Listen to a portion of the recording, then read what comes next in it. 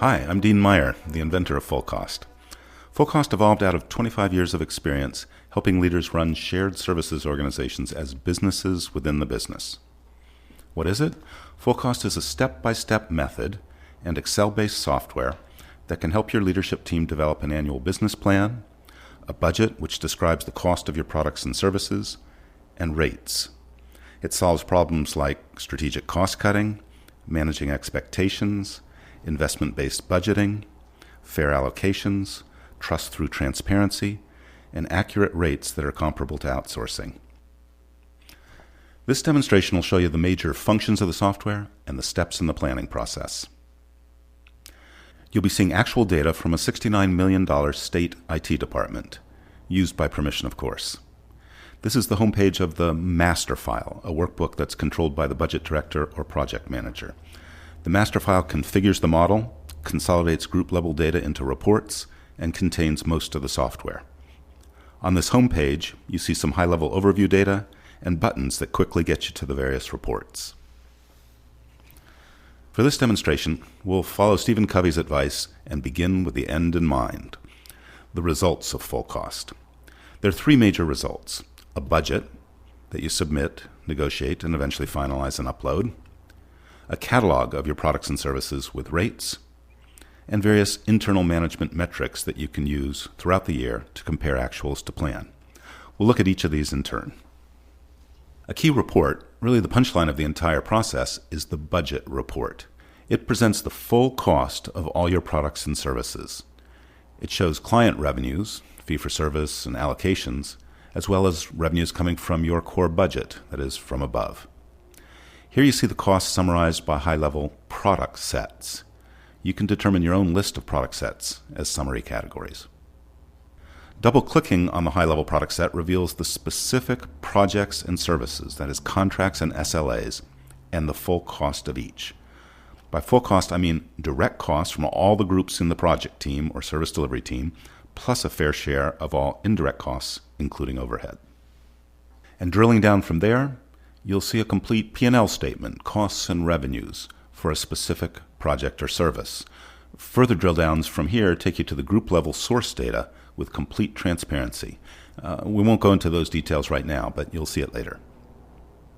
Back to the budget report. When presenting the budget to a client executive, the data can be filtered by proponent, that is, a particular client business unit.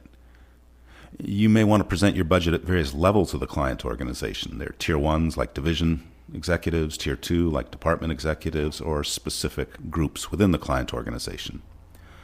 Or you may present to a steering committee for shared solutions. I call that consortia. In IT, and a good example would be ERP, where the costs are divided among a number of business units that are members of the consortium. Presenting your budget to clients before you submit it really helps gain client support for your budget. Indeed, we find they will defend your budget. And this view can also help you determine allocations based on utilization. Another interesting filter on this report is corporate strategic initiative.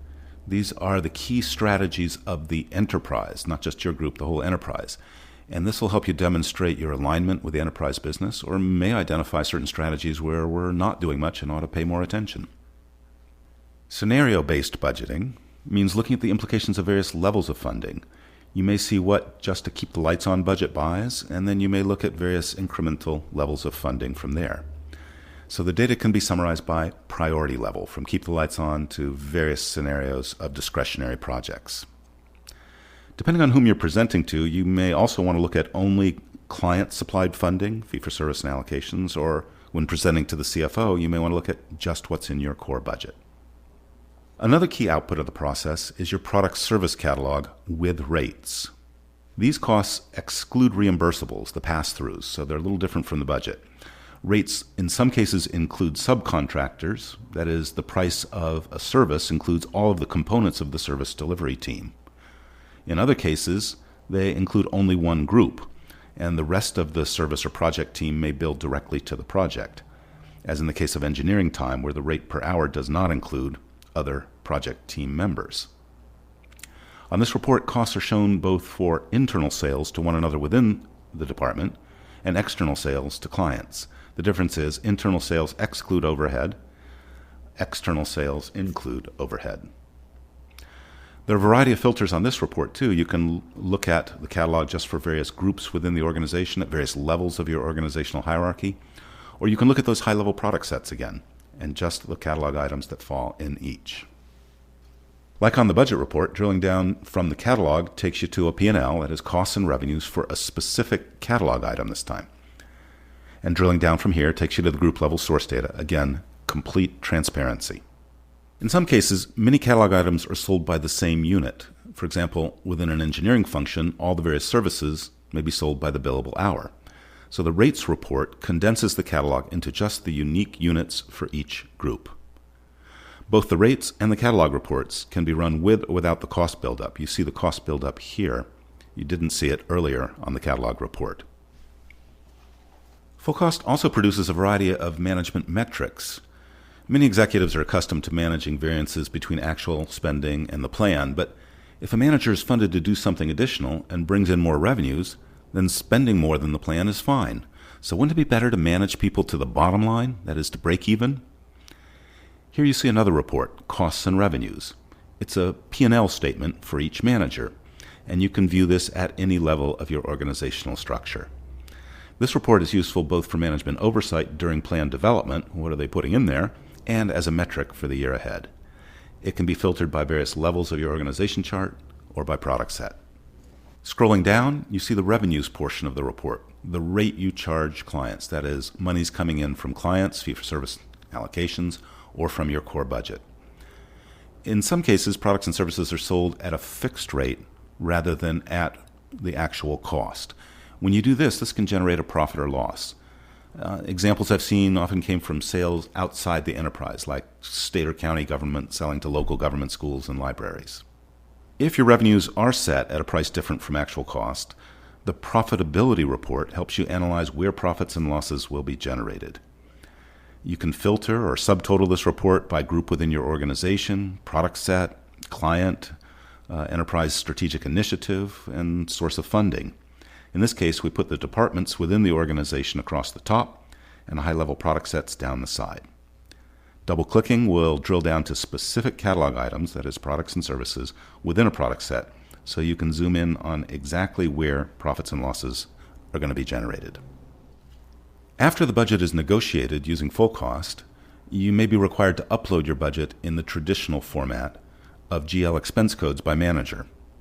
For uploading into traditional enterprise budget aggregation systems that roll it up and roll it back down, and into the general ledger for tracking actuals versus plan.